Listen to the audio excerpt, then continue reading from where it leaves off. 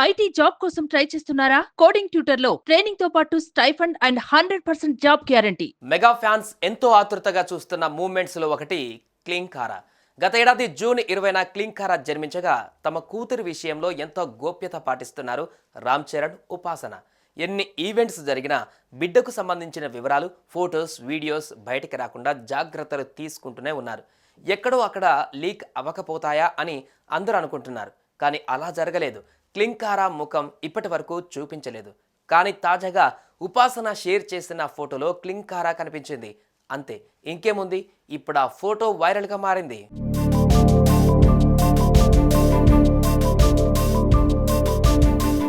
Mega princess Klin Kaara Konidela ఫోటోను ఏకంగా ఉపాసన షేర్ చేశారు. కానీ ఇందులో క్లింకారా ముఖం పూర్తిగా కనిపించలేదు. క్లింకారా ఇంతవరకు ఎలా ఉంటుందో అనేది పూర్తిగా రివీల్ చేయలేదు ఎవరు. అలా ఫేస్ను రివీల్ చేసే మూమెంట్ను కూడా చాలా పెద్ద ఎత్తున సెలబ్రేట్ చేసేలా కనిపిస్తుంది మెగా ఫ్యామిలీ.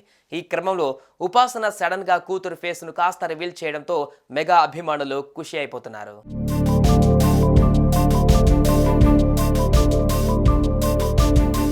తాతయ్యతో కలిసి అపోలో ఆసుపత్రిలో ఉన్న శ్రీ వెంకటేశ్వర స్వామి ఆలయాన్ని దర్శించుకుంది క్లింకారా.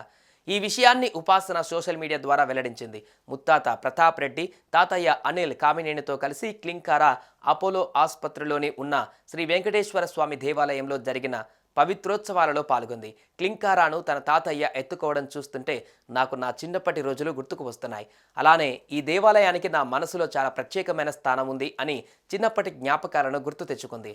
ఓం నమో వెంకటేశాయ అంటూ పోస్ట్ పెట్టింది ఉపాసన. పసుపు రంగు లంగా జాకెట్లో మెరిసింది క్లింకారా. జుట్టుకు ఓ చిన్న క్లిప్ పెట్టుకొని కనిపించింది.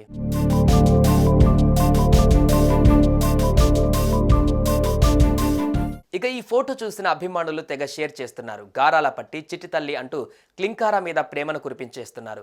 మరి మెగా ప్రిన్సెస్ను ఎప్పుడు పూర్తిగా చూపిస్తారో వేచి చూడాల్సిందే. మరి ఏమంటారు? కామెంట్స్లో చెప్పండి.